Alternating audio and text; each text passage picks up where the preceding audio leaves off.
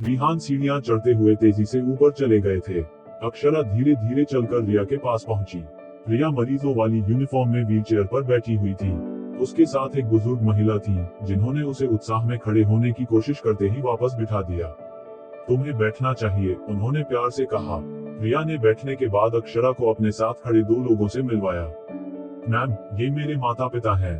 रिया की माँ मिसेज ओब्रे ने तुरंत अक्षरा का हाथ पकड़ लिया। उनकी आंखें कृतज्ञता से भरी हुई थीं। बेटा, रिया को बचाने के लिए तुम्हारा बहुत बहुत शुक्रिया। मैंने नर्सों से पूरी बात सुनी। अगर तुम नहीं होती तो हमारी रिया शायद अब तक। अक्षरा को उनकी भावुकता देखकर थोड़ा असहज महसूस हुआ। उसने बस कहा, आप इसे लेकर चिंता मत कीजिए। मिस्टर ओब्रे ने तुरंत बात संभाली। मिस माल्होत्रा, ओब्रे परिवार आपका हमेशा ऋणी रहेगा। अगर भविष्य में आपको किसी चीज की जरूरत हो तो निसंकोच बताइएगा। मिस्टर ओब्रे, आप बहुत महान हैं। ये बस एक संयोग था, अक्षरा ने जवाब दिया। फिर उसने रिया से पूछा, तुम्हारा ऑपरेशन हो गया? हाँ, अब मुझे फिजिकल रिहेबिलिटेशन के लिए जाना होगा। मैं अब रिहैब बिल्डिंग में रहूंगी। आप जब भी समय मिले मुझसे मिलने जरूर आइएगा।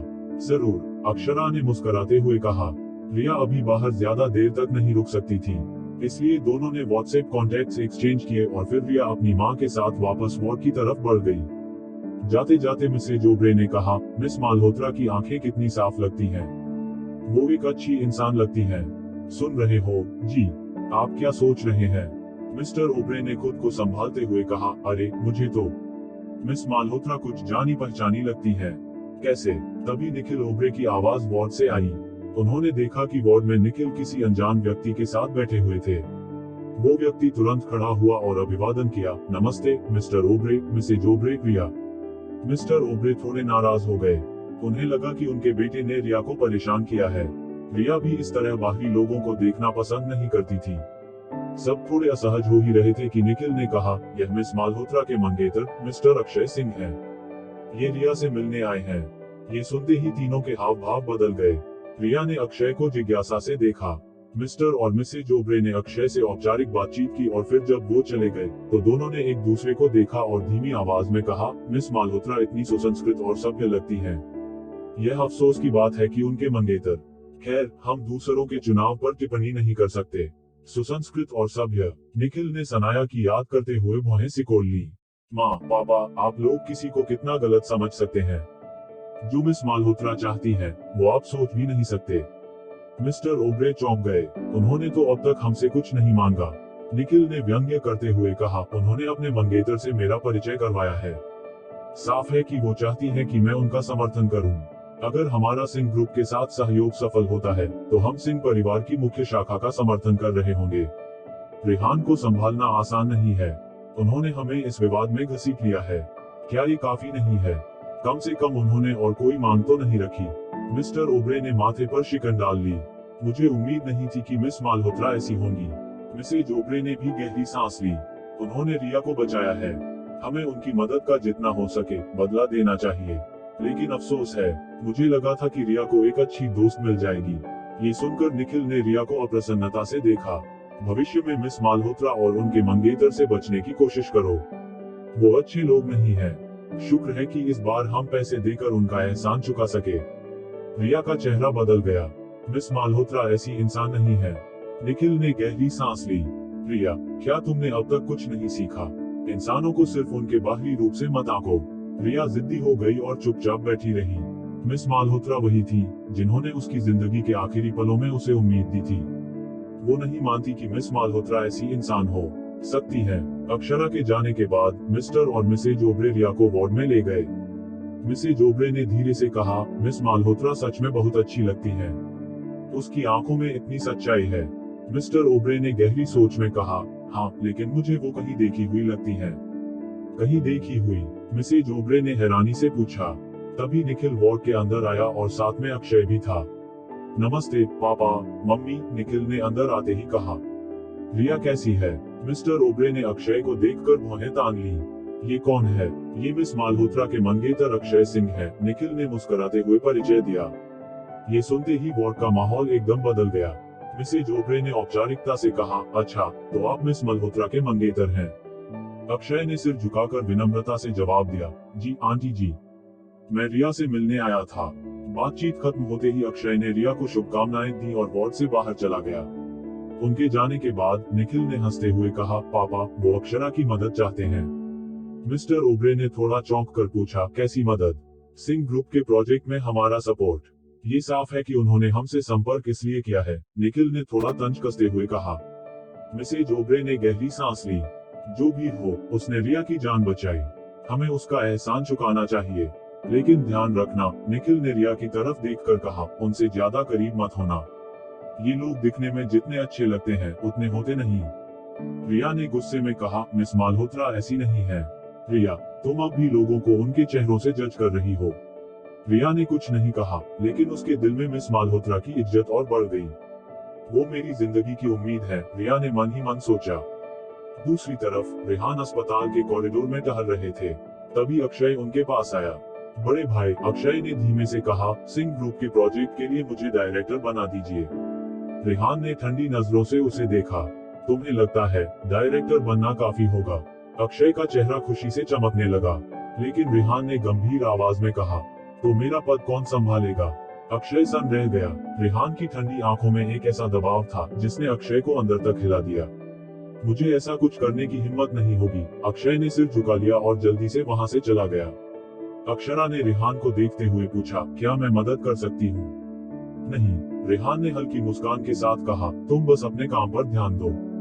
अगली सुबह निखिल ने खबर दी कि ओब्रे परिवार की बेटी रिहेबिलिटेशन सेंटर में है। आपको उनसे मिलने जाना चाहिए, निखिल ने सुझाव दिया। ये उचित नहीं होगा, रेहान ने जवाब दिया। निखिल ने सोचा और फिर कहा, अक्षरा को भेजना ठीक रहेगा। वो सिंह परिवार की बहू है। रेहान ने थोड़ी देर सोचा और फिर सहमति में सिर हिला दिया। ठीक है, अक्षरा ने कहा, मैं जाऊंगी। अक्षरा ने रेहान और मिसेज सिंह की बातचीत सुन ली तो मिसेज सिंह ने जिज्ञासा से पूछा, कौन से ओब्रे परिवार की बात हो रही है? डेविस ने तुरंत रेहान की तरफ देखा, जैसे खुद जवाब देने की हिम्मत नहीं कर पा रहा हो। रेहान ने शांत स्वर में समझाया, मुंबई वाले ओब्रे परिवार की। जैसे ही ये शब्द निकले, मिसेज सिंह के चेहरे पर हल्का सा आश्चर्य झलक गया। अक्षरा, जो बहुत सतर्क थी, ने महसूस किया कि कमरे का माहौल थोड़ा गंभीर हो गया है। उसकी बड़ी बड़ी आंखों ने रेहान की तरफ देखा और फिर धीरे से डेविस की ओर ध्यान दिया। डेविस ने उसे इशारा किया कि कुछ भी बिना मतलब बोलने से बचें। तभी नर्स कमरे में नाश्ता लेकर आई। अक्षरा ने मिसेज सिंह को सहारा देकर खाने की मेज तक पहुंचाया, जहां सब कुछ सजा हुआ था। खाने के समय तीनों आमतौर पर कम बात करते थे, लेकिन आज जब मिसेज सिंह ने आधा कटोरा दूध खत्म किया तो उन्होंने चम्मच रख दी और बोली, बेटा, ओब्रे परिवार के साथ काम करना क्या तुम्हारे लिए सही है? अक्षरा ने रेहान की तरफ देखा। रेहान ने अपनी नजरें झुका ली। उनकी लंबी पलकों ने उनके विचारों को छिपा रखा था, जिससे उनके मन की बात समझना मुश्किल हो गया। ये देखकर डेविस ने तुरंत सुझाव दिया, मिस माल्होत्रा, अगर आप ठीक समझें तो क्यों ना हम डॉक्टर से मिसेज सिंह की तबीयत के बारे में पूछ लें। अक्षरा ने इन शब्दों से समझ लिया कि डेविस कमरे से बाहर निकलने की बात कर रहा है। बाकी बातचीत शायद उनके लिए सुनने योग्य नहीं थी। वह अपना अधखाया सैंडविच उठाकर कमरे से बाहर जाने ही वाली थी कि मिसेज सिंह ने उसका हाथ पकड़ लिया। बेटी, तुम्हें बाहर जाने की जरूरत नहीं है। तुम अब इस परिवार का हिस्सा हो, कोई बाहरी नहीं। जल्दी या देर से ये परिवार की गड़बड़ियों के बारे में तुम्हें पता चल ही जाएगा। डेविस ने स्वाभाविक रूप से रेहान की ओर देखा। रेहान ने भौहें सिकोड़ ली, उनका चेहरा हल्का असंतुष्ट लग रहा था। उन्होंने कुछ कहने के लिए मुंह खोला, लेकिन अंततः चुप रह गए। डेविस चुपचाप कमरे से बाहर चला गया और दरवाजा बंद कर दिया। वह बाहर पहरा देने लगा ताकि कोई अंदर ना आए और न ही कोई उनकी बातों को सुन सके। ये देखकर अक्षरा समझ गई कि वह सिंह परिवार के कुछ राज सुनने वाली है। वह थोड़ा असहज हो गई, ये सोचकर कि उसे रहना चाहिए या नहीं। आखिर वह न तो रेहान की असली पत्नी थी और न ही प्रेमिका। क्या यह उचित था कि वह उनकी बातें सुने? अभी वह इसी उलझन में थी कि मिसेज सिंह ने उससे कहना शुरू किया, बेटी, क्या मैंने कभी तुम्हें अपने इस बिगड़ेल बच्चे की माँ के बारे में बताया है? अक्षरा ने सावधानी से रेहान की तरफ देखा। उसने देखा कि वह बड़े आराम से ब्रेड खा रहे थे, बिना बातचीत को रोकने का कोई इरादा दिखाए। उसने धीरे से पूछा, क्या रेहान की माँ का ओब्रे परिवार से कोई संबंध है? मिसेज सिंह ने गहरी सांस लेते हुए कहा, उनका ओब्रे परिवार से कोई सीधा संबंध नहीं है, लेकिन मिसेज ओब्रे से था। असल में इस बच्चे की माँ मिसेज ओब्रे की बहन है, यानी कि रिया की मम्मी की बहन है। उन्होंने आगे बताया, कई साल पहले हम मुंबई के अरोड़ा परिवार के साथ विवाह संबंध बनाना चाहते थे। मेरा बेटा, जो अपनी जवानी में एक बार तलाकशुदा था, जब 40 से ऊपर था, तो उसने आहूजा परिवार की एक 20 साल की लड़की से शादी की। शादी के बाद जब वह गर्भवती हुई, तो हमें पता चला कि उसके पहले की पत्नी ने चोरी छिपे उसके एक बेटे को पाल रखा था, रेहान के चाचा का। अक्षरा ने इन रिश्तों को दिमाग में जोड़ना शुरू किया। मतलब, वह मिस आहूजा रेहान की मां थी। रेहान के पिता नाथन सिंह का पहला बेटा था सूर्यदेव सिंह। क्या सूर्यदेव सिंह तो रेहान के अंकल हैं, न यानी कि रेहान के पापा? तभी मिसेस शाइन ने कहा, नहीं, जब रेहान के पापा ने दूसरी शादी की तब सूर्यदेव सिंह की उम्र 20 साल थी। सूर्यदेव सिंह और रेहान सौतेले भाई थे, शायद इसलिए वे हमेशा एक दूसरे के खिलाफ रहते थे। मिसेज सिंह ने जारी रखा, इतने बड़े उम्र के आदमी से शादी करना उस जवान लड़की के लिए आसान नहीं था। वह केवल एक बिजनेस डील था, वह शादी से खुश नहीं थी। जब उसे धोखा दिए जाने का पता चला तो वह बहुत गुस्सा हुई। उसने 7 महीने के गर्भ में ही सी सेक्शन कराया, बच्चे को जन्म दिया और फिर तलाक लेकर आहूजा परिवार लौट गई। तो फिर अक्षय रेहान को बड़े भाई क्यों बोलता है? अक्षरा ने पूछा। तब मिसेस सिंह ने कहा, ताकि परिवार के इस काले राज का किसी को पता ना चले। मिसेज सिंह की बातों से वह परेशान हो गई। अक्षरा ने सोचा, कैसी माँ होगी जो अपने बच्चे को इस हालत में छोड़कर चली गई, वो भी तब जब वह पहले ही कमजोर और असमर्थ था। रेहान का चेहरा अब भी शांत था, लेकिन उनकी आंखों में छिपा दर्द अक्षरा को विचलित कर रहा था। हम दोनों एक जैसे हैं, अक्षरा ने सोचा, दोनों ही अपनी माँ के प्यार से वंचित। मिसेज सिंह ने गहरी सांस लेते हुए कहा, मुझे पता चला था कि मिसेज ओब्रे और रेहान की माँ बहनें थीं। इसीलिए ओब्रे परिवार इतने सालों से सिंह परिवार को पसंद नहीं करता। हर किसी की अपनी वजह होती है, कोई सही या गलत नहीं होता। लेकिन अगर ये रिश्ता तनाव बढ़ा रहा है, तो क्या वाकई इसे बनाए रखना जरूरी है? रेहान ने अपना दूध का गिलास नीचे रखा, बड़े सलीके से अपना मुंह नैपकिन से पोंछा और उनकी तरफ देखा। दादी, आप फिक्र मत कीजिए, मैं खुद को किसी भी तरह के साजिश का शिकार नहीं बनने दूंगा। फिर वो उठे और अपनी बात पर जोर देते हुए बोले, हम सब अब यूथ हैं और व्यापार हमेशा फायदे नुकसान का हिसाब करता है। पुराने झगड़े लेकर आगे बढ़ने का कोई मतलब नहीं। अक्षरा चुपचाप उनके पीछे पीछे चलने लगी, जब वे अस्पताल के ओपर विभाग की ओर जा रहे थे। लेकिन जैसे ही वे वहां पहुंचे, उन्हें रोक दिया गया। निखिल ओब्रे के सेक्रेटरी ने गंभीरता से कहा, मिस्टर सिंह, मिस ओब्रे की तबीयत ठीक नहीं है, इस वक्त उनसे मिलना मुमकिन नहीं। ये सुनते ही डेविस गुस्से से भड़क उठा। ये ओब्रे परिवार क्या समझता है खुद को? हमारा बॉस उनसे मिलने आया है और ये लोग इतनी हिम्मत कर रहे हैं कि हमें भगा रहे हैं। सेक्रेटरी ने फौरन सफाई दी, बुरा मत मानिए, लेकिन वो सच में इस वक्त किसी से मिलने की हालत में नहीं है। डेविस कुछ और कहने वाला था, लेकिन रेहान ने उसे रोका। छोड़ो, चलो। वापस लौटते वक्त डेविस अब भी गुस्से में बड़बड़ा रहा था। ये सरासर बकवास है। क्या वे वाकई सोचते हैं कि हम उनसे डरते हैं? हम तो बस झगड़ा टालने की कोशिश कर रहे थे। रेहान ने शांति से जवाब दिया, निखिल ओब्रे जैसा इंसान घमंड में नहीं जीता। उसकी बहन की हालत सच में खराब होगी। ये सुनकर डेविस शांत हो गया। रेहान को सिंह ग्रुप के ऑफिस जाना था, इसलिए पार्किंग में पहुंचकर उन्होंने डेविस से विदा ली। अक्षरा ने भी हल्की सांस ली और वापस मिसेज सिंह के कमरे की तरफ बढ़ने लगी। तभी उसका फोन बजा। ये निखिल ओब्रे का मैसेज था, मिस मालहोत्रा, क्या आप अस्पताल आ सकती हैं? रिया की हालत ठीक नहीं है और वो आपसे मिलने की जिद कर रही है। अक्षरा ये देखकर चौंक गई। निखिल ओब्रे, यानी कि रिया का भाई। अक्षरा ने मैसेज पर नजर डाली और हल्की सी मुस्कान दी। अक्षरा को हमेशा अपनी याददाश्त पर भरोसा रहा था। उस दिन जब उसने रिया के भाई को कॉल किया था, तो उसने खुद को निखिल ओब्राय के नाम से परिचित कराया था। तब उसने ज्यादा ध्यान नहीं दिया था। अब जब सारे इत्तेफाक एक साथ जुड़ने लगे, तो अक्षरा को यकीन हो गया कि मिस्टर निखिल ओब्राय, जो हॉटन ग्रुप के साथ काम करते हैं, की बहन रिया ओब्राय ही है। क्या संयोग है? उसने मैसेज का जवाब दिया, ठीक है, मैं अभी आ रही हूँ। रिया के अस्पताल के कमरे में माहौल इस वक्त बेहद तनावपूर्ण था। निखिल ओब्राय ने अपने मोबाइल पर जवाब देखा और तभी अपनी बहन की ओर मुड़ा, जो अब भी बिस्तर पर बिल्कुल निढाल पड़ी थी। उसका चेहरा सफेद पड़ चुका था और वह खुद को बिस्तर में समेटे हुए थी। मिस्टर और मिसेज ओब्राय कमरे में चिंतित होकर टहल रहे थे। मिस्टर ओब्राय बोले, रिया, अगर तुम इस तरह से इलाज में सहयोग नहीं करोगी, तो कैसे ठीक हो पाओगी? प्लीज अपना इलाज शुरू करने दो, ठीक है? रिया ने जिद्दी होकर कहा, जब तक आप मुझे मिस अक्षरा से मिलने नहीं देंगे, मैं इलाज नहीं करवाऊंगी। निखिल ने भौहें चढ़ाई।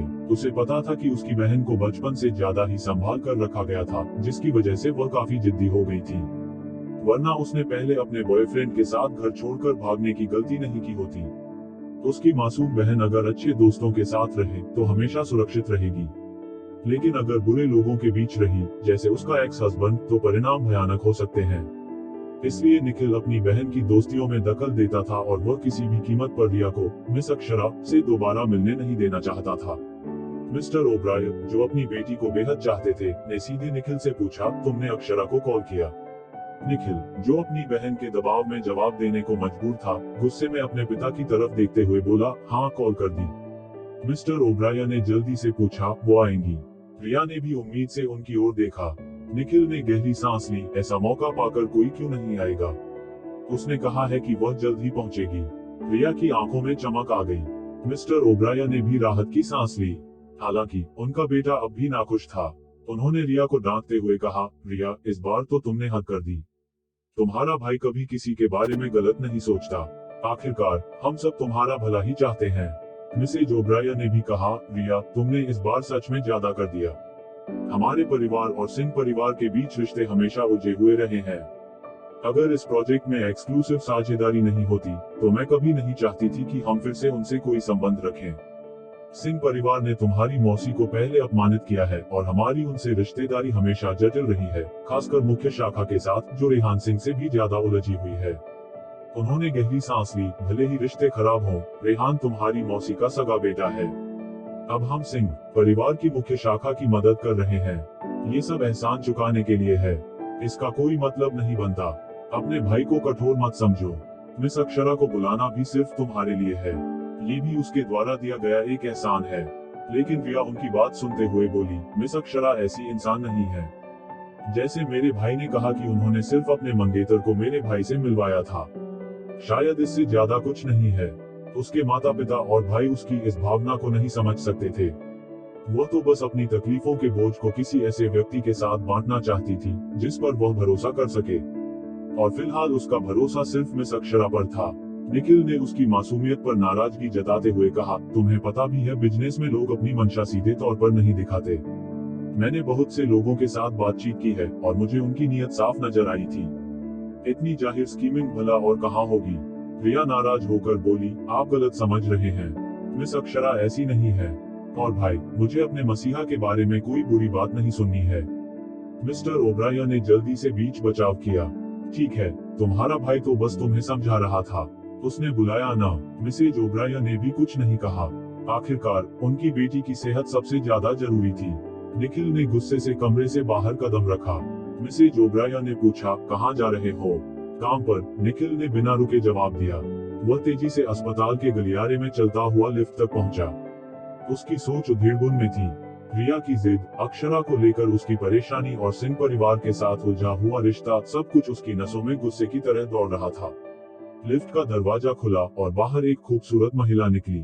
निखिल अनमने भाव से उसकी ओर देख रहा था, पर जैसे ही उसने उस पर ध्यान केंद्रित किया, उसके कदम कुछ क्षण के लिए ठिठक गए। महिला का चेहरा उसे जाना पहचाना लगा। हालांकि उस रात जब अक्षरा ने रिया को बचाया था, उसके बाल अस्त व्यस्त थे और चेहरा ठीक से दिखाई नहीं दिया था।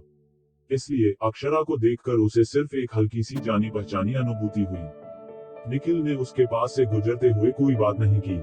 वह सीधे लिफ्ट में दाखिल हुआ और ग्राउंड फ्लोर की ओर बढ़ गया। अक्षरा ने भी उसे देखा, पर कुछ कहा नहीं। उसकी सोच में बस ये था कि निखिल ने हॉटन ग्रुप में अक्षय का पक्ष लिया था और इसी कारण वह उसके लिए कोई खास रुचि नहीं रखती थी। अस्पताल के कमरे में अक्षरा का प्रवेश। जैसे ही अक्षरा कमरे में आई, रिया का चेहरा खिल उठा। मिस अक्षरा, आप सच में आ गईं। रिया के चेहरे पर खुशी और सुकून साफ झलक रहा था। अक्षरा ने हल्की मुस्कान के साथ जवाब दिया, तुमने बुलाया और मैं ना आऊं, ऐसा कैसे हो सकता है? उन्होंने कुछ देर हल्के फुल्के शब्दों में बातचीत की। अक्षरा की सकारात्मक ऊर्जा और उसकी बातें सुनकर रिया का मूड बेहतर हो गया। थोड़ी देर बाद उसने आखिरकार रिहेबिलिटेशन ट्रेनिंग के लिए हामी भर दी। मिस्टर और मिसेज ओब्रायन, जो एक कोने में खड़े थे, एक दूसरे को देखते हुए धीरे धीरे फुसफुसाने लगे। मिस्टर ओब्रायन बोले, अक्षरा की आंखों में सच्चाई है। वह उन चापलूस लोगों जैसी नहीं लगती। क्या निखिल का आकलन इस बार गलत हो सकता है? मिसेज ओब्रायन ने सहमति में सिर हिलाया, मुझे भी ऐसा ही लग रहा है। शायद निखिल ने जल्दबाजी में उसे गलत समझ लिया हो, पर इतनी समझदारी से छुपने वाली भी नहीं लगती। अचानक अक्षरा का फोन बजा। दूसरी तरफ से आवाज आई, मैम, हम पुलिस स्टेशन से बोल रहे हैं। हमें आपके बयान की पुष्टि करनी है। रिया ओब्राय के पति और सास हत्या के एक मामले में शामिल है। क्या आप अभी पुलिस स्टेशन आ सकती हैं? अक्षरा ने तुरंत कहा, जी मैं आ रही हूँ। इसी बीच निखिल, जो अस्पताल से बाहर निकल चुका था, अपने फोन पर व्यस्त था। पुलिस स्टेशन से उसे भी एक कॉल आई। मिस्टर निखिल ओब्राय, हमें रिया ओब्राय के मामले से जुड़े कुछ औपचारिकताओं को पूरा करना है। क्या आप अभी आ सकते हैं? निखिल ने ठंडे स्वर में जवाब दिया, मैं रास्ते में हूँ। सनाया पुलिस स्टेशन पहुंची थी। उसने हाल ही में एक केस में गवाही देने की हामी भरी थी। जब उसे पता चला कि रेबेका का भाई निखिल ओब्राय कोई आम इंसान नहीं है, तो उसने पुलिस के साथ सहयोग करने का फैसला किया। उसके दिमाग में यह बात थी कि गवाही देकर वह निखिल पर एक और एहसान जता सकेगी। लेकिन तभी उसका फोन फिर से बजा। उसने स्क्रीन पर नाम देखा, प्रकाश। उसकी खुशी अचानक गायब हो गई। सनाया ने फोन उठाया, अब क्या चाहिए? प्रकाश की आवाज परेशान और घबराई हुई थी, मेरी मदद कर। अगर मैंने इस बार पैसे नहीं लौटाए तो मुझे मार देंगे। सनाया गुस्से में बोली, कितने पैसे चाहिए? 50 लाख। क्या? सनाया का गला सूख गया। उसे लगा कि उसने गलत सुना होगा। कुछ दिन पहले ही उसने 20 लाख देकर प्रकाश की जान बचाई थी, लेकिन इतनी जल्दी उसे फिर से इतने सारे पैसे चाहिए थे। प्रकाश ने अपनी आदत के मुताबिक दबाव बनाया, तुम्हारे पास है या नहीं? अगर नहीं, तो मुझे मरने के लिए छोड़ दो। वैसे मैं अक्षरा को सब कुछ बता सकता हूँ। सनाया की आंखें सिकुड़ गईं। तुम्हारे पास 2 दिन है। अगर पैसे नहीं मिले तो मैं सब बता दूंगा। अपनी जान बचाने के लिए मुझे जो करना पड़े मैं करूंगा। ये कहकर प्रकाश ने फोन काट दिया। गुस्से में सनाया ने अपना फोन जमीन पर फेंक दिया। कुछ समय बाद सनाया ने अपने दिमाग को शांत किया और पैसे का इंतजाम करने के बारे में सोचा। 5 लाख की इतनी बड़ी रकम वह अकेले नहीं जुटा सकती थी। उसे अपने परिवार से मदद मांगनी पड़ेगी। वह हिचकिचाते हुए मिसेस मल्होत्रा के कमरे की तरफ बढ़ी। जैसे ही वह कमरे के पास पहुंची, उसे अंदर से आवाजें सुनाई दी। मिसेस मल्होत्रा पूछ रही थी, अंजलि कुमारी कहाँ है? कुछ दिनों से वह कहीं नजर नहीं आ रही। राज ने जवाब दिया, किसी को क्या फर्क पड़ता है? हो सकता है वह अपने भाई के घर गई हो। बेहतर होगा कि वह वापस ना आए। मैं तो उसे देखकर ही परेशान हो जाता हूँ। बाहर खड़ी सनाया ने ये सुना और उसकी आंखों में एक अलग सी चमक आई। वह कमरे में घुसी, अपनी आंखें लाल करते हुए और सुबकते हुए बोली, मॉम, पापा। मिसेस मल्होत्रा पहले तो उसे देखकर उसे दिलासा देने को उठी, लेकिन फिर बैठ गईं। राज ने चौंकते हुए पूछा, सनाया, क्या तुमने अपनी माँ को फिर से परेशान किया है? सनाया रोते हुए बोली, माँ, मुझे माफ कर दो। मुझे नहीं करना चाहिए था जो मैंने किया। मैंने बस जलन में आकर अक्षरा को फंसाने की कोशिश की थी। मुझे डर था कि आप उसे मुझसे ज्यादा प्यार करने लगेंगी। उसकी बातें सुनकर मल्होत्रा का चेहरा नरम पड़ गया। उन्होंने उसके पास जाकर कहा, तुमने ऐसा क्यों सोचा? मैं तुम्हें हमेशा प्यार करती हूँ। अक्षरा ने कभी तुम्हारे खिलाफ कुछ नहीं किया। वह तो खुद तुमसे दूरी बनाए रखती है ताकि तुम असहज न हो। अब ये सब भूल जाओ। सनाया ने रोते हुए कहा, सच में? मल्होत्रा, हाँ, अब सब ठीक करो और ज्यादा सोचो मत। इसके बाद सनाया ने थोड़ा रुककर कहा, माँ, मैं आज अक्षय के साथ शॉपिंग पर जा रही हूँ। उसके लिए एक गिफ्ट भी खरीदना चाहती हूँ। लेकिन मिसेस मल्होत्रा ने कहा, अच्छा है, गिफ्ट जरूर खरीदो। मैं तुम्हें 3 लाख भेज देती हूँ। ये सुनते ही सनाया का चेहरा सख्त हो गया। उसने सोचा कि 3 लाख से कुछ नहीं होगा, लेकिन इससे पहले कि वह कुछ कहती, मिसेस मल्होत्रा ने कहा, बाकी पैसे मैंने अक्षरा को दिए थे। वह किसी बड़े स्टॉक डील में इन्वेस्ट कर रही है। राज गुस्से में बोले, स्टॉक मार्केट का हाल इतना खराब है और तुमने उसे पैसे दे दिए? मल्होत्रा ने शांत स्वर में कहा, उसके दोस्त ने सलाह दी है और वैसे भी उसने कंपनी को अब तक करोड़ों का मुनाफा दिया है। 10 करोड़ भी उसके लिए कम है। ये सुनकर सनाया को और चिंता होने लगी। तभी निखिल से सनाया को कॉल आया गवाही देने के लिए। पुलिस स्टेशन के बाहर अक्षय ने कार में बैठी सनाया से कहा, पापा ने तुम्हारे काम की तारीफ की है। उन्होंने कहा कि तुम्हारे लिए एक गिफ्ट खरीदा जाए। सनाया ने गहरी सांस ली और कहा, पहले पुलिस स्टेशन चलते हैं। मुझे निखिल ओब्राय की बहन के मामले में गवाही देनी है। जब वे पहुंचे तो पार्किंग में उनकी मुलाकात निखिल ओब्राय से हुई। निखिल ने उसे देखकर कहा, मिस होत्रा, शुक्रिया। आपके आने से मामला सुलझने में मदद मिलेगी। सनाया ने मुस्कुराते हुए कहा, ये मेरा फर्ज है। सनाया और निखिल के पुलिस स्टेशन जाने से पहले ही अक्षरा ने पुलिस स्टेशन के अंदर जाकर उस दिन की घटना की पूरी जानकारी दे दी थी। उसने अपनी गवाही दोबारा दर्ज कराई, हर बात को विस्तार से समझाया और सुनिश्चित किया कि बयान सही तरीके से लिखा गया है। फिर उसने दस्तखत किए और स्टेशन से बाहर निकलने लगी। जब वह बाहर आई तो पुलिस अफसर ने उसके साथ चलते हुए कहा, मिस माल्होत्रा, आपने मौके पर जिस तरह से मदद की वह काबिल तारीफ है। हम आपकी बहादुरी की मौखिक सराहना करेंगे और जल्द ही इसका पब्लिक अनाउंसमेंट भी करेंगे। तो क्या होगा आगे जानने के लिए सुनते रहिए ये नॉवल। हेलो नमस्कार दोस्तों, नोवेल स्टोरी को हिंदी में सुनने के लिए हमारे चैनल को सब्सक्राइब और लाइक कीजिए। अगर आप सब्सक्राइब और लाइक करते हैं तो हमें वीडियो बनाने को लेकर और मोटिवेशन मिलता है। तो चलिए अब कहानी की ओर आते हैं। जब अक्षरा ने सुना कि एक ऑफिसर उसका बयान पब्लिक करने वाला है तो उसने जल्दी से कहा, इसकी कोई जरूरत नहीं है। जरूरत है, ऑफिसर ने मुस्कुराते हुए जवाब दिया। हमें अच्छे कामों को प्रमोट करना है और उन्हें करने वालों को भी, ताकि दूसरों को इंस्पिरेशन मिले। ये हमारे पब्लिक रिलेशंस डिपार्टमेंट का काम है। अक्षरा ने रिजाइनेडली कहा, ठीक है। जब वे एंट्रेंस पर पहुंचे तो उनकी मुलाकात निखिल और सनाया से हो गई। वे रजिस्ट्रेशन करा रहे थे। रिसेप्शन पर मौजूद ऑफिसर ने जैसे ही अक्षरा के साथ खड़े ऑफिसर को देखा तो उसने कहा, ऑफिसर कोहेन, ये दोनों भी रेबेका एलियन के मर्डर केस के लिए आए हैं, आप इन्हें भी साथ ले जा सकते हैं। निखिल और सनाया ने ये सुनते ही पलट कर देखा। सनाया की आंखों में हल्की सी कुड़न आई जब उसने अक्षरा को देखा। निखिल ने कुछ महसूस किया, उसकी भौहें सोच में सिकुड़ गईं। ये औरत भी उसकी बहन के केस के लिए यहाँ आई है। अक्षरा ने उन दोनों को एक सरसरी निगाह से देखा और फिर बिना कोई दिलचस्पी दिखाए मुड़कर बिल्डिंग से बाहर निकलने लगी। 1 मिनट रुको, मैं इस लड़की को बाहर छोड़ने के बाद तुम्हें ले चलूंगा, ऑफिसर कोहली ने कहा। निखिल ने सिर हिलाया, उसके चेहरे पर थॉटफुल एक्सप्रेशन था। उसने सनाया की तरफ देखा और पूछा, क्या ये लड़की भी उस वक्त वहां थी जब मेरी बहन के साथ वो सब हुआ? अक्षय ने भी सनाया की तरफ देखा। उसे पता था कि सनाया और निखिल कैसे मिले थे, लेकिन अगर अक्षरा ने भी रेबेका एलियन की जान बचाई थी तो वो निखिल का भरोसा कैसे जीत पाएगा? सनाया की आंखें ठंडी पड़ गईं और उसने एक कड़वाहट भरी मुस्कान दी। मिस्टर ओबराय, ये मेरी बहन है। हम वाकई उस वक्त साथ थे। असल में रिया ने सबसे पहले उसी से मदद मांगी थी, लेकिन अक्षरा हमेशा थोड़ी उखड़ी हुई रहती है। उसका मतलब रिया को नजरअंदाज करना नहीं था। अक्षय, तुम तो उसकी पर्सनैलिटी जानते ही हो। अक्षय ने भौहें चढ़ाते हुए कहा, हाँ, वो सच में कोल्ड हार्टेड और बिगड़ेल है। उसे दूसरों से घुलना मिलना पसंद नहीं। सनाया ने एक लंबी सांस भरी। उसने मुझे तुम्हें कॉल करने से भी रोका था, ये कहते हुए कि जो लोग प्यार में खो जाते हैं वो सब मरने के लायक होते हैं। ये कहते ही उसने जैसे समझ लिया कि उसने क्या इम्प्लाई कर दिया है और जल्दी से अपना मुंह ढक लिया। गुस्सा मत करना मिस्टर ओबराय, मुझे नहीं लगता कि रिया ने इसे दिल से लिया होगा। लेकिन निखिल का चेहरा पहले ही गुस्से से काला पड़ चुका था। उसे याद आया जब उसने रिया को सर्जरी के बाद होश में आते हुए देखा था। उसके पहले शब्द थे, भाई, क्या मुझ जैसे बेवकूफ लोग जीने के लायक होते हैं?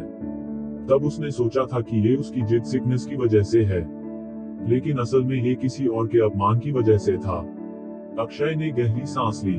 वो सच में समझदार है। कॉलेज में इतने लोगों के प्रपोजल के बावजूद उसने किसी से रिश्ता नहीं रखा। शायद उसके लिए प्यार बेवकूफी का दूसरा नाम है। उसने गुस्से में मुट्ठियां भींच लीं। क्या उसने उसे भी इसी तरह देखा था? उसने अचानक छाती में एक टाइटनेस महसूस किया। उसने सनाया की ओर देखा। तुम लोग अपना बयान दर्ज कराओ, मैं बाहर इंतजार करूंगा। ये कहकर वो बाहर निकल गया। निखिल ने अक्षय की ओर देखा और गहरी सोच में डूब गया। उधर सनाया कैजुअली बोली, आप कब मुंबई वापस जाने का प्लान कर रहे हैं मिस्टर ओबराय? आपकी बहन कैसी है? मुझे यकीन है कि वहाँ के हॉस्पिटल्स दिल्ली शहर से बेहतर हैं। निखिल ने अपनी नजरें फेर ली। हाँ, हम आज कॉन्ट्रैक्ट साइन कर रहे हैं और परसों मैं रिया को रिकवरी के लिए मुंबई ले जाने का प्लान बना रहा हूँ। हम आप पर ज्यादा बोझ नहीं डालना चाहते मिस ओबराय। अक्षरा की डिटरमिन नेचर को देखते हुए निखिल को रिया को उससे दूर रखना ही बेहतर लग रहा था। सनाया ने राहत की सांस ली। उसे डर था कि अगर निखिल ज्यादा देर तक दिल्ली में रुका तो वो सच का पता लगा सकता है। बेहतर यही होगा कि वो जल्दी चला जाए। बाहर पुलिस स्टेशन के सामने अक्षरा अपनी सवारी का इंतजार कर रही थी। तभी एक साया उसके पास आया और अक्षय की आवाज उसके कानों में पड़ी, अक्षरा, मैंने कभी सोचा भी नहीं था कि तुम डॉक्टर साउथ हो, लेकिन क्या तुम्हें नहीं लगता कि बिना स्ट्रॉन्ग फाइनेंशियल बैकिंग के कोई बिजनेस शुरू करना आसान नहीं है? कॉमर्शियल वर्ल्ड में कनेक्शंस अक्सर कैपेबिलिटी से ज्यादा मैटर करते हैं। अक्षरा की नजर ठंडी और इंडिफरेंट थी। उसने उसे एक पल देखा, फिर बिना कुछ कहे मुंह फेर लिया। अक्षय को जैसे घुटन होने लगी। उसने याद किया कि कैसे कॉलेज के दिनों में अक्षरा बाकी सबके साथ इंडिफरेंट रहती थी, लेकिन उसके साथ अलग थी। उसने कभी सोचा नहीं था कि एक दिन उसकी यही कोल्डनेस उस पर टारगेटेड होगी। झुंझलाहट में उसने कहा, अक्षरा, तुम इतनी कोल्ड क्यों हो? हमेशा इतनी इंडिफरेंट। तुम्हें ये बड़ा मौका डिजर्व नहीं करना चाहिए था। अक्षरा ने सिर झुकाया, जैसे सोच रही हो कि किस मौके की बात हो रही है। तभी उसकी सवारी आ गई। उसने अक्षय की बातें अनसुनी करते हुए कार में बैठकर वहां से निकल गई। अक्षरा के जाते ही अक्षय को एहसास हो गया कि उसने उसे पूरी तरह खो दिया है, लेकिन उसे कोई पछतावा नहीं था। यहाँ तक कि ये जानने के बाद कि वो डॉक्टर साउथ है, उसे कोई पछतावा नहीं था। वो कभी किसी इलेजिटिमेट बेटी से शादी नहीं कर सकता था। जैसे ही अक्षरा अपनी सवारी में बैठकर निकल गई, अक्षय ने खुद को किसी तरह शांत किया। उसने अपनी ओर से हर तर्क देकर खुद को समझाया कि उसके फैसले सही थे। पुलिस स्टेशन के अंदर सनाया और निखिल ने अपना बयान दर्ज कराया। बाहर आते ही अक्षय उनके स्वागत के लिए तैयार खड़ा था। मिस्टर ओबराय, माफ कीजिए अगर हमारे कारण आपका और मिस ओबराय का समय खराब हुआ, निखिल ने शिष्टता से कहा। सनाया हंस पड़ी। इतनी औपचारिकता क्यों, मिस्टर ओबराय? ये तो मेरा कर्तव्य था। वैसे अब आपका अगला प्लान क्या है? निखिल ने घड़ी देखते हुए कहा, आज मुझे मिस्टर सिंह के साथ कॉन्ट्रैक्ट साइन करना है। उसके बाद हमारी दोनों कंपनियों के बीच का सहयोग शुरू हो जाएगा। ये सुनकर अक्षय तुरंत बोल पड़ा, अच्छा होता अगर मैं भी उस स्तर पर होता कि आज ये कॉन्ट्रैक्ट मैं साइन करता, लेकिन अफसोस मुझे अभी प्रमोशन नहीं मिला है। सनाया ने हल्का सा मुस्कुराते हुए कहा, अक्षय, क्या तुम्हारा प्रमोशन अभी तक नहीं हुआ? अगर तुम वाइस डायरेक्टर हो तो मिस्टर ओबराय के साथ प्रोजेक्ट पर काम करना थोड़ा मुश्किल होगा।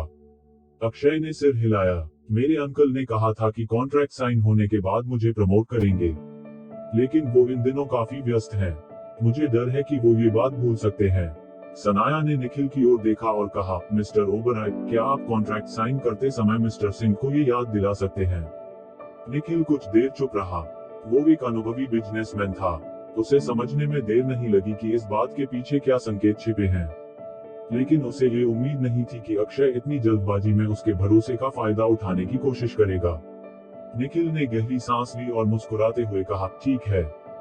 उनसे विदा लेने के बाद निखिल सिंह ग्रुप के ऑफिस पहुंचा।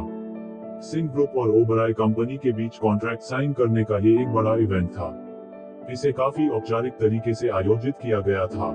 बड़े से कॉन्फ्रेंस रूम में दोनों कंपनियों के प्रतिनिधि टेबल के दोनों ओर बैठे थे। जब मिस्टर सिंह ने सभी दस्तावेज पूरे कर लिए तो उन्होंने कागजात निखिल को सौंपे, लेकिन उन्होंने देखा कि निखिल ने अभी तक अपनी तरफ से साइन नहीं किया था। मिस्टर सिंह ने अपनी आंखें संकीर्ण करते हुए ठंडी आवाज में पूछा, मिस्टर ओबराय, क्या आपको इस कॉन्ट्रैक्ट में कोई शंका है? नहीं, कॉन्ट्रैक्ट में कोई समस्या नहीं है, निखिल ने शांति से जवाब दिया। लेकिन ये तय हुआ था कि इस प्रोजेक्ट की जिम्मेदारी युवा मिस्टर सिंह की होगी, मगर उनके पद का उल्लेख अब भी वाइस प्रेसिडेंट के रूप में किया गया है। मिस्टर सिंह का चेहरा सख्त हो गया। मिस्टर ओबराय, क्या आप सिंह ग्रुप की आंतरिक नियुक्तियों में हस्तक्षेप करने की कोशिश कर रहे हैं? बिल्कुल नहीं, मुझे सिर्फ युवा मिस्टर सिंह से काम करना ज्यादा आरामदायक लगता है। मुझे उम्मीद है कि आप मेरी ये छोटी सी गुजारिश मानेंगे, निखिल ने बड़ी सहजता से कहा, लेकिन उसके लहजे में हल्का दबाव साफ झलक रहा था। मिस्टर सिंह ने गहरी नजरों से निखिल को देखा। ये गुजारिश इतनी साधारण नहीं थी जितनी निखिल दिखा रहा था। टॉम गुस्से से फटने वाला था। अक्षय ने कुछ नहीं किया, फिर भी उसे डायरेक्टर बना दिया गया। किस आधार पर? लेकिन उसने समझा कि इस महत्वपूर्ण डील के चरण में सिंह ग्रुप से ऐसी एक छोटी सी मांग सिर्फ एक मामूली बात थी। इतने सारे एम्प्लॉय के सामने ऐसी छोटी नौकरी का ट्रांसफर मिस्टर सिंह द्वारा सहमति से ही होगा। ये कितना फ्रस्ट्रेट करने वाला था। क्या गड़बड़ थी निखिल ओबराय में? भले ही आहूजा परिवार ने पहले सिंह परिवार के खिलाफ नाराजगी रखी हो, क्या ये रेहान के पापा के प्रति नहीं होनी चाहिए? फिर उसे हमेशा मिस्टर सिंह के खिलाफ क्यों रहना था? रेहान का चेहरा शांत था। वह हमेशा ठंडे दिमाग वाला रहता था और उसकी तीखी नजरें निखिल ओबराय पर थी। धीरे धीरे उसने कहा, अगर मैं सहमत नहीं हुआ तो क्या निखिल ओबराय इस डील पर हस्ताक्षर नहीं करेंगे? उसकी सवालिया टिप्पणी ने कमरे में तुरंत सन्नाटा छा दिया। रेहान का व्यवहार उदासीन था। कॉन्फ्रेंस रूम में सिंह ग्रुप के कई लोग थे जो रेहान पर दबाव डाल सकते थे, लेकिन वहां ओबराय परिवार के भी कई लोग थे। अगर निखिल की द्वारा प्रस्तावित अनुचित मांग के कारण डील रद्द हो गई तो उसे कंपनी के दबाव का सामना करना पड़ेगा। अब ये केवल प्रत्येक पक्ष के धैर्य की परीक्षा थी। जो भी धैर्य नहीं रखेगा वही हार जाएगा। एक लंबे समय के बाद रेहान अभी भी शांत था। निखिल को अंततः बोलना पड़ा, बिल्कुल नहीं मिस्टर सिंह, शायद आपने गलत समझा, ये सिर्फ मेरा व्यक्तिगत प्रस्ताव है। रेहान के चारों ओर की ठंड थोड़ी कम हुई। पहले अनुबंध पर हस्ताक्षर करें। अक्षय फ्यूचर में इस टीम के साथ काम करेगा। एक बार अक्षय काम कर लेगा तो उसे डायरेक्टर के पद के लिए प्रमोशन का एक कारण मिल जाएगा। यह एक अनरिटन वादा था जो रेहान ने निखिल को दिया। दोनों पक्ष बड़े कॉर्पोरेट कंपनी थे। निखिल ने एक कदम पीछे हटाया और रेहान नहीं चाहता था कि वह अधिक आक्रामक हो। निखिल ने सिर हिलाया, 2 अनुबंधों पर हस्ताक्षर किए और उन्हें मुहर लगाई। इस प्रकार डील आधिकारिक रूप से प्रभावी हो गई। निखिल खड़ा हुआ और रेहान के साथ हाथ मिलाया। मिस्टर सिंह, आपके साथ काम करके खुशी हुई। रेहान ने उसे उदासीनता से देखा बिना कुछ कहे, ये दिखाते हुए कि वह अभी भी निखिल के हालिया उपद्रव से असंतुष्ट था। ये देखकर निखिल ओबराय ने सम्मेलन कक्ष में अपने सहायक को हाथ हिलाकर विदा किया। जब कमरे में सिर्फ 2 लोग रह गए तो उसने रेहान की ओर मुड़कर समझाने की कोशिश की। मेरा गलत मतलब मत निकालिए। मेरे कार्य मेरी आंटी द्वारा प्रेरित नहीं थे। मैंने सनाया का एक एहसान चुकाना था। मुझे अक्षय के लिए कुछ लाभों की लड़ाई लड़नी थी। ये सुनकर रेहान खड़ा हुआ। समझाने की जरूरत नहीं है, मुझे उसकी परवाह नहीं है।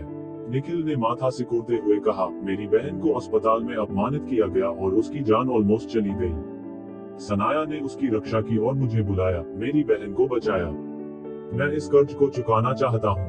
रेहान की आंखें और भी ठंडी हो गईं। बिना कोई शब्द कहे वह दरवाजे से बाहर चला गया। डेविस उसके पीछे चला गया। बॉस, हमने अभी ओबराय परिवार के लोगों के साथ चर्चा की। कल रात एक जश्न का भोज होगा। मैंने अभी पूछा और निखिल ओबराय आएगा। मैंने सुना है कि उसके माता पिता भी ओशनियन में आ चुके हैं और वे भी वहां उपस्थित होंगे। ये सुनकर रेहान ने अपनी आंखें नारो कर दी, समझ गया। निखिल ओबराय की मां वह महिला की छोटी बहन थी, उसकी खुद की आंटी। डेविस ने आगे कहा, एक समस्या है, आपकी डेट। क्या हमें सचिवालय से किसी को ढूंढना चाहिए या मिस ओल्सन से पूछना चाहिए? रेहान ने स्पष्ट रूप से कहा, उसे शायद ऐसे आयोजनों में दिलचस्पी नहीं है, छोड़ दो। इसका मतलब था कि उसे किसी डेट की जरूरत नहीं थी। डेविस ने सहमति में सिर हिलाया, लेकिन थोड़ी देर बाद वह चौंक गया। अगर यह पहले होता तो बॉस ने मिस मल्होत्रा का नाम सुनते ही उसे डांट दिया होता। अब वह कह रहा था कि उसे ऐसे आयोजनों में दिलचस्पी नहीं है।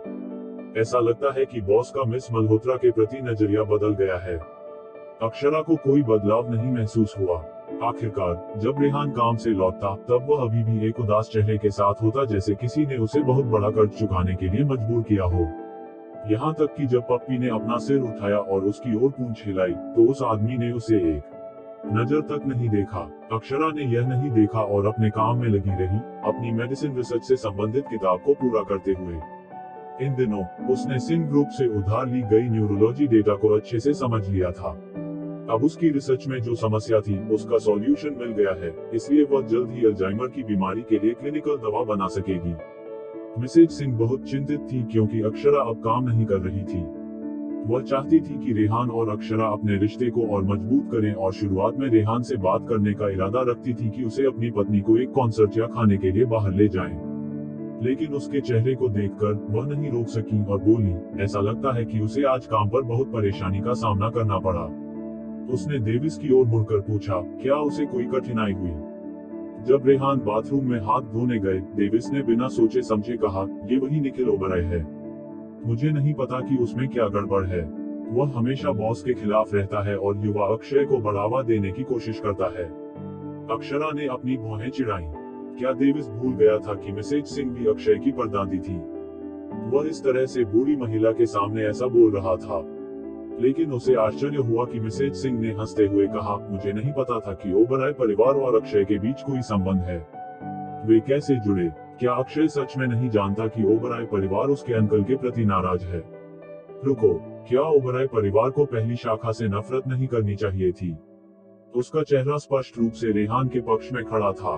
डेविस ने हंसते हुए कहा, कौन जानता है क्या हो रहा है।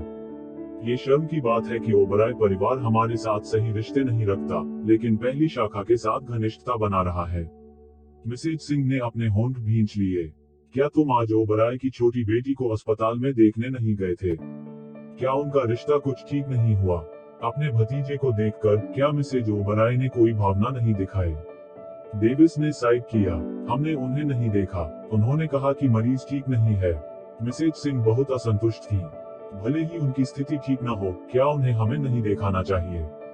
जब आप इसके बारे में सोचते हैं तो वे हमारे करीब नहीं हैं और कोई प्रयास नहीं करते। वास्तव में कुछ रिश्तेदारों के साथ बर्फ तोड़ने के बाद आसानी से मिलजुल कर रहा जा सकता है। बूढ़ी महिला ने इस पर विचार किया।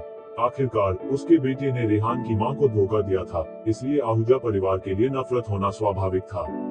पहले उसे नाराजगी थी क्योंकि रेहान की मां ने 7 महीने की गर्भावस्था में गर्भपात कराया था, जिससे रेहान कई बार बीमार पड़ा था, जिसे बूढ़ी महिला ने ही रेहान को पाल पोस कर बड़ा किया था।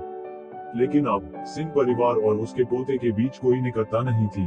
बूढ़ी महिला अब इतनी मजबूत नहीं रही, और अगर आहूजा परिवार कुछ दया दिखा सके तो उसके पोते के भावनाओं में थोड़ा सुधार हो सकता है। तो वह वास्तव में उम्मीद कर रही थी कि इस डील के माध्यम से रेहान ओबराय परिवार के करीब आ सके। लेकिन किसे पता था कि यह सब कुछ ऐसा हो जाएगा? मिसेज सिंह चिंता से भरी हुई थी। ओबराय परिवार में क्या गड़बड़ है? ये देखते हुए कि वह खुद से बड़बड़ा रही थी, अक्षरा ने अचानक सुझाव दिया, दादी, क्यों ना मैं दोनों परिवारों का परिचय करवाऊं? आखिरकार वह रिया ओबराय की जान बचाई थी, और जब उसने उनसे मुलाकात की तो उसे लगा कि मिस्टर एंड मिसेज ओबराय अच्छे लोग हैं। जब रिश्ते में थोड़ा गर्माहट आएगी तो वे धीरे धीरे एक दूसरे के साथ मिलकर रह सकेंगे। रेहान, जो अभी बाथरूम से हाथ धोकर बाहर आया था, ने ये सुना। उसकी नजरें ठंडी हो गईं, लेकिन उसने तुरंत एक सवाल किया, क्या तुम ओबराय परिवार को जानती हो? अक्षरा ने कहा, हाँ, मैंने थोड़ी पहले उन्हें एक छोटा सा एहसान किया था। एक छोटा सा एहसान? रेहान को अचानक कुछ समझ में आया। तो क्या तुम ही थी जिसने उसकी बहन को बचाया? अक्षरा हैरान रह गई। तुम्हें कैसे पता? ये सुनकर मिसेज सिंह को भी कुछ समझ में आया। बहू, क्या तुमने आज जिस व्यक्ति से मुलाकात की वह क्या ओबराय परिवार की छोटी बेटी है? जब अक्षरा पुलिस स्टेशन से लौटी तो उसने रिया से मुलाकात की और तब तक वापस नहीं आई जब तक कि उसने नहीं देख लिया कि रिया ने अपना रिहैब पूरा कर लिया है। उसने मिसेज सिंह को संक्षेप में बताया, और आश्चर्य की बात यह है कि बूढ़ी महिला इसे याद रख सकी। मिसेज सिंह को देखकर अक्षरा ने पाया कि उनकी सेहत हाल ही में नहीं बिगड़ी है। इसके बजाय ऐसा लग रहा था कि वे थोड़ी बहुत बेहतर हुई हैं। दवा जल्द ही विकसित होनी थी। अगर यह बूढ़ी महिला को उनके और रेहान के विवाह के बारे में सच्चाई याद दिलाने में मदद कर सके तो ये सबसे अच्छा होगा। रेहान, जो उनकी बातचीत सुन रहा था, ने अपने होठों के कोने को उठाया और उसकी आंखों में एक मजाकिया चमक आई। ये पता चला कि निखिल ने किसी और को गलत समझा था। उसने अचानक कहा, मिस मल्होत्रा, परसों सिंह ग्रुप और ओबराय परिवार के बीच सेलिब्रेशन बोझ है। मुझे अभी भी एक फीमेल पार्टनर की जरूरत है। क्या आप चलेंगी मेरे साथ? अक्षरा ने सिर नहीं उठाया। नहीं। रेहान एक पल के लिए चौंका, उसकी गहरी आंखें चमक उठी। क्या मिस मल्होत्रा ने नहीं कहा था कि वो दोनों परिवारों का परिचय करवाना चाहती है? तभी अक्षरा ने उसकी ओर देखा, उसकी आंखों में चमक थी और उसने अनिच्छा से सहमति दी। ठीक है। मिसेज सिंह हैरान हो गईं। क्या तुम ओबराय परिवार के साथ मेल मिलाप करने के लिए तैयार हो, तुम बिगड़े लड़के? रेहान ने स्पष्ट रूप से जवाब दिया और विषय बदल दिया। तुम्हारे दोपहर के खाने में क्या था? मैंने चावल, चिकन सूप और अजवाइन खाए। उनके पास बैठे डेविस ने अपने बॉस की ओर एक नजर डाली। बॉस ने कभी अपनी मां के साथ मेल मिलाप करने की इच्छा नहीं दिखाई, जिसे उसने कभी नहीं देखा। इस बार उसने सबसे मिलने का निर्णय ले लिया है। क्या ये अजीब नहीं है? जब निखिल ने रेहान को अपने मां से मिलने के लिए बोला था तो उसे अपनी मां से मिलने में कोई रुचि नहीं थी, और इसलिए निखिल के साथ उसके मिसअंडरस्टैंडिंग का न्यूज़ फैला था। लेकिन वास्तव में इस सहयोग के दौरान निखिल ने कई बार अपनी सद्भावना दिखाई थी, और बॉस ने कभी भी उत्तर नहीं दिया, ये स्पष्ट करते हुए कि वह उनके साथ व्यापार से परे कोई संबंध नहीं रखना चाहता था। तो क्या उसका प्रस्ताव केवल अक्षरा को पार्टी के लिए अपनी पार्टनर बनाने के लिए था? डेविस ने अपने मन में सोचा। रात के खाने के बाद अक्षरा अपने कुत्ते को टहलाने ले जाना चाहती थी। उसने पप्पी पर पट्टा लगाया और दरवाजे से बाहर निकली। डेविस फाइलें लेने नीचे जा रहा था, इसलिए उसने उसके साथ लिफ्ट ली। जब वे साथ साथ चल रहे थे, डेविस ने अचानक मुस्कुराते हुए पूछा, मिस मल्होत्रा, आपको किस तरह का आदमी पसंद है? हालांकि मिस मल्होत्रा का एक प्रेमी था जो शादी करने के लिए बेचैन था। जब तक कि वे शादीशुदा नहीं थे, बॉस के पास अभी भी एक मौका था। डेविस को अपने बॉस के लिए यह पता लगाने में मदद करनी थी ताकि उसे उसके प्रेमी से छीनना आसान हो सके। उसके शब्द सुनकर अक्षरा थोड़ी चौंकी। अंजलि को बचपन से मल्होत्रा परिवार से नहीं जाने देने के लिए प्यार में पागल होते हुए देखकर उसे प्यार और शादी के विचार से कुछ हद तक नफरत हो गई थी। इसलिए उसने लड़कों के प्रयासों को अस्वीकार करना चुना। उसे डर था कि प्यार में पड़ने के बाद वह खुद को खो देगी। उसने कभी यह नहीं सोचा था कि उसका फ्यूचर पार्टनर कैसा होगा। लेकिन जब डेविस ने वह सवाल पूछा तो उसके मन में सबसे पहले रेहान का हैंडसम चेहरा आया। बिना सोचे समझे उसने जवाब दिया, हैंडसम, लगभग 6 फीट लंबा, वजन में 70 किलोग्राम, गहरी और आकर्षक आवाज और लोगों को डांटने में विशेष रूप से अच्छा। डेविस की आंखें सुनते ही चमक उठी। उसने शायद अपने बॉस का नाम ही कह दिया। क्या मिस मल्होत्रा और बॉस के बीच कोई रिश्ता बन रहा था? उसके चेहरे के भाव को देखकर अक्षरा अचानक समझ गई कि उसने क्या कहा। बातचीत की दिशा बदलते हुए उसने जल्दी से जोड़ा, मिलनसार और मजाक करने में अच्छा, एक दयालु व्यक्ति। डेविस चकित रह गया। गर्म, दयालु आदमी, यह उसके बॉस से बिल्कुल भी संबंधित नहीं था, है ना? वह हमेशा ठंडा और उदास चेहरे के लिए जाना जाता था। उसके चेहरे के भाव में परिवर्तन देखकर अक्षरा ने अंततः राहत की सांस ली। उसके गाल थोड़े लाल हो गए। पप्पी की धीमी गति से नाराज होकर उसने उसे उठाने के लिए झुकी और जल्दी से सीढ़ियों से नीचे उतर गई। डेविस ने साइड किया, यह महसूस करते हुए कि रेहान की कोई उम्मीद नहीं थी। वह वार्ड की ओर लौटने के लिए मुड़ा, लेकिन जब उसने देखा कि रेहान उसके पीछे खड़ा है तो वह जम गया। कॉरिडोर की रोशनी थोड़ी धुंधली थी और आदमी के आधे चेहरे पर छाया थी, जिससे वह काफी अकेला लग रहा था। स्पष्ट रूप से उसने टॉम और अक्षरा के बीच की सारी बातचीत सुन ली थी। टॉम ने अपना गला साफ किया और निर्दोषता से अपने सिर को खरोंचते हुए कहा, खैर बॉस, आप मिस मल्होत्रा के साथ अधिक मुस्कुराने की कोशिश कर सकते हैं। तुम बहुत बातें करते हो, रेहान ने टॉम को डांटते हुए कहा और तेजी से सीढ़ियों से नीचे उतर गया। बाहर पहले से ही अंधेरा हो गया था। स्ट्रीट लाइट के नीचे अक्षरा झुककर कुत्ते को सहला रही थी। उसने अपना सिर झुकाया, पप्पी को देख रही थी। उसकी आमतौर पर तेजी से भरी नजरें अब कुछ नर्म हो गई थी। रेहान धीरे धीरे उसके पास आया। जब उसने उसकी छाया महसूस की तो उसने अपना सिर उठाया। जैसे ही उसने उसकी ओर देखा, रेहान ने अपने होठों के कोने को हिलाया, एक ऐसा मुस्कान जो उसने सोचा था कि नर्म था। हालांकि अक्षरा खड़ी हुई और उसे सतर्कता से देखा। मिस्टर सिंह, क्या आपके होंठ कांप रहे हैं? रेहान बेजुबान रह गया। अपने मुस्कान को धीरे धीरे वापस लेते हुए उसने देखा कि वह स्पष्ट रूप से राहत की सांस ले रही थी। वह थोड़ा शर्मिंदा था। उसने एक गहरी सांस ली और कहा, दादी ने मुझसे कहा कि मैं तुम्हारे साथ कुत्ता टहलाने चलूं। ठीक है। अजीब पप्पी पार्क की ओर दौड़ गया और वे उसके पीछे पीछे चलने लगे। एक ठंडी हवा चली और अक्षरा ने ठिठुरन महसूस की। इस दिन तापमान तेजी से गिर गया था और वह इसके लिए तैयार नहीं थी। जैसे ही वह अपने हाथों को रगड़ रही थी और जल्दी से कमरे में लौटने के बारे में सोच रही थी, अचानक एक बड़ा गर्म कोट उसके कंधों पर रखा गया। अक्षरा सख्त हो गई। उसने धीरे धीरे अपना सिर घुमाया और देखा कि रेहान वहां खड़ा है, शर्ट पहने हुए। उसकी नजरें कहीं और टिकी हुई थी, थोड़ा असहज लग रहा था।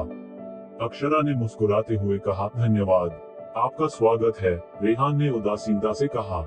मैं मुख्य रूप से इस बात से डरता हूँ कि अगर तुम बीमार हो गई तो तुम दादी को संक्रमित कर दोगी। अक्षरा हंसने से नहीं रोक सकी। उसे लगा कि यह आदमी वाकई बहुत कठोर है। जैसे ही वे वहां ऑकवर्डली खड़े थे, अचानक एक आवाज आई, मिस्टर सिंह। जब अक्षरा ने अपना सिर घुमाया तो उसने देखा कि निखिल पार्क में खड़ा है और उसके चेहरे पर उसकी दृष्टि देखकर उदासी थी। अक्षरा भ्रमित हो गई। रेहान ने आगे बढ़कर अक्षरा को रोक दिया। क्या बात है, क्या हम व्यक्तिगत रूप से बात कर सकते हैं? निखिल ने अक्षरा को एक बार और देखा और फिर एक तरफ चल दिया। वह ज्यादा खुश नहीं लग रहा था। वार्ड में लौटते ही उसने सुना कि उसकी बहन पहले बार मदद मांगने के लिए काफी चिंतित थी और एक राहगीर ने उसे बताया कि एक पागल महिला को मर जाना चाहिए। सर्जरी के दौरान भी उसकी बहन ने इस वजह से जीने की इच्छा खो दी थी। वह बहुत गुस्से में था। जब रेहान उसके पास आया तो निखिल ने माथा सिकुड़ते हुए पूछा, आपका इस मिस मल्होत्रा के साथ क्या रिश्ता है? रेहान ने ठंडे स्वर में उत्तर दिया, श्री ओबराय, इससे आपको कोई संबंध नहीं है। निखिल ने गहरी सांस ली, फिर भी आप मेरी आंटी के बेटे हैं। ये देखकर कि आप दोनों के बीच अधिकतर औपचारिक संबंध हैं, मुझे लगा कि मुझे आपको याद दिलाना चाहिए कि इस महिला पर ध्यान रखें। यह महिला अच्छी नहीं है। हमारे दो परिवारों के बीच कोई संबंध नहीं है। श्री ओबराय, आपको मेरी चिंता करने की आवश्यकता नहीं है। रेहान की आवाज की टोन और भी ठंडी हो गई जैसे उसने कहा, शब्द दर शब्द, इसके अलावा मुझे लगता है कि आपको अपनी आंखें खुली रखनी चाहिए। निखिल ने एक पल के लिए रुककर कहा, आपका क्या मतलब है? रेहान ने और कुछ नहीं कहा और मुड़कर जाने लगा। निखिल ने माथा सिकुड़ते हुए कहा, रेहान, तुम इतने अनग्रेटफुल कैसे हो सकते हो? तुम। उसके वाक्य को पूरा करने से पहले रेहान अचानक रुक गया और अपना सिर घुमाया। उसकी नजरों में एक सुलगती हुई नाराजगी थी। उसका चेहरा अंधेरा और भयानक था। उस भयानक गुस्से में रेहान डेविल जैसा दिख रहा था, जिससे निखिल बोलते बोलते रुक गया। रेहान ने उसे घूरते हुए कहा, उसकी आवाज शाम की हवा में गहरी और डरावनी थी। श्री ओबराय, हमारा रिश्ता केवल व्यापारिक है। तुमने सीमा पार कर दी है। ये शब्द कहकर वह तेजी से वहां से चला गया। निखिल सदमे में खड़ा रह गया। उसका चेहरा तना हुआ था। इस सहयोग में रेहान को कोल्ड हार्टेड लेकिन जेंटलमैन माना था, और बाद वाली विशेषता ने निखिल को ये भूलने पर मजबूर कर दिया कि एक समय ऐसा था जब रेहान की क्रूरता और आक्रामकता की अच्छी खासी पहचान थी।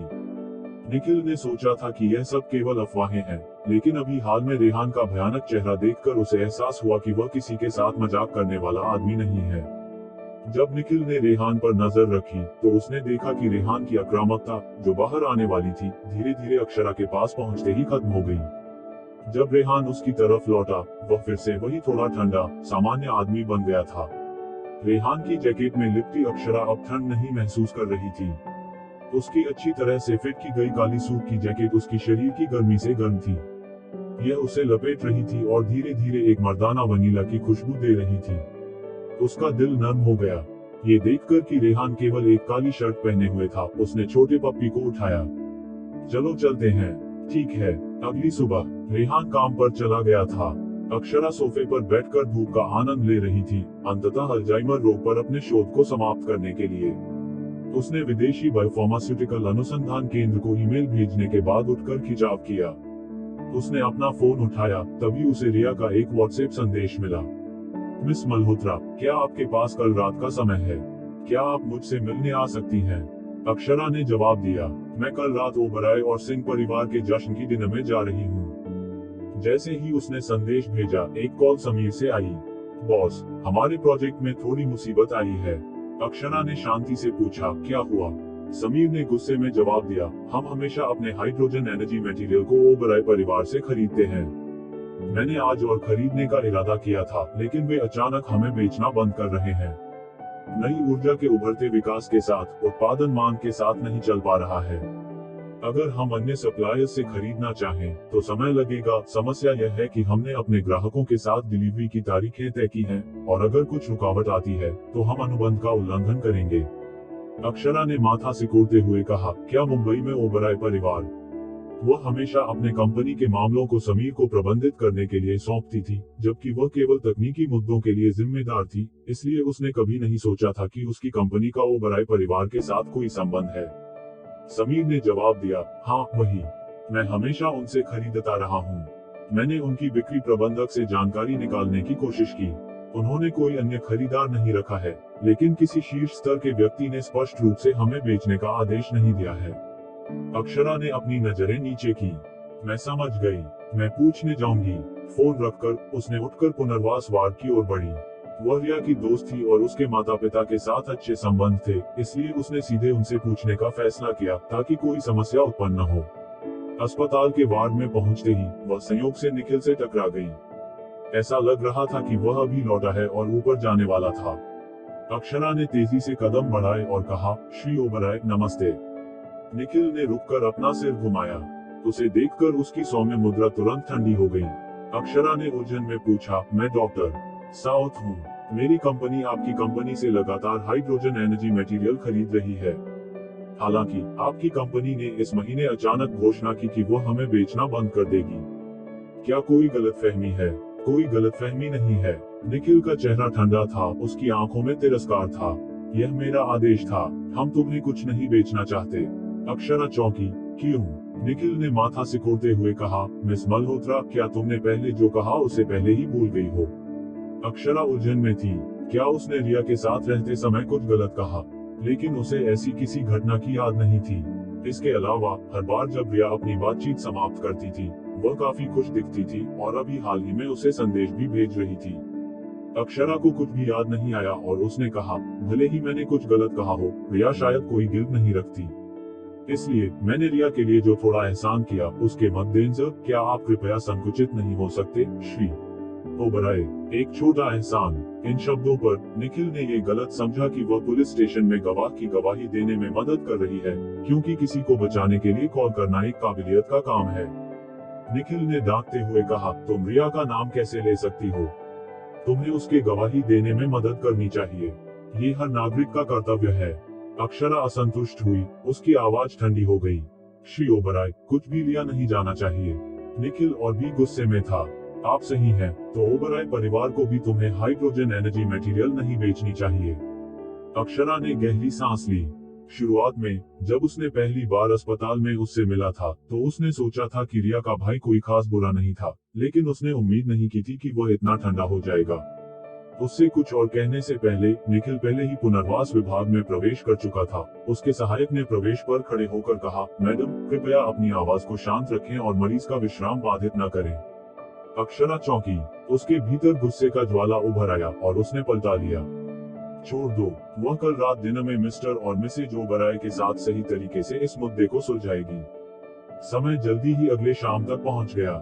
सिंह ग्रुप और ओबराय परिवार के नए प्रोजेक्ट दोनों बड़े अरब डॉलर के सौदे थे, इसलिए ये काफी भव्य समारोह था। उन्होंने इंपीरियल होटल में एक बड़ा जश्न का दिन आयोजित किया था। सिंह ग्रुप के कई कर्मचारी शामिल हुए और कुछ लोग ओबराय परिवार की तरफ से मुंबई से उड़ान भरकर आए थे। अस्पताल में रिया तैयार हो गई थी और निखिल ने उसे व्हीलचेयर में उठाया। श्री ओबराय ने साइड किया, तुम हमेशा ऐसे आयोजनों से नफरत करती थी, आज तुम जाने पर क्यों जोर दे रही हो? मिसेज ओबराय ने भी सलाह दी, अगर तुम नहीं जाना चाहती तो मत जाओ।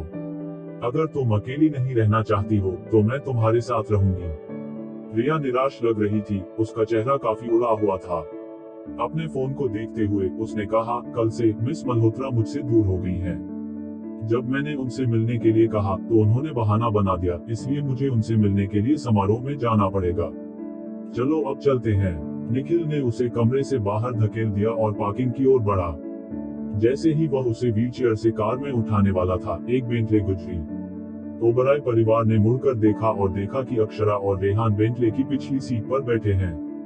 रिया की आंखें चमक उठी और उसने कहा, मिस मल्होत्रा, तो क्या होगा आगे जानने के लिए सुनते रहिए ये स्टोरी जिसका नाम है heartless billionaire and his mysterious wife.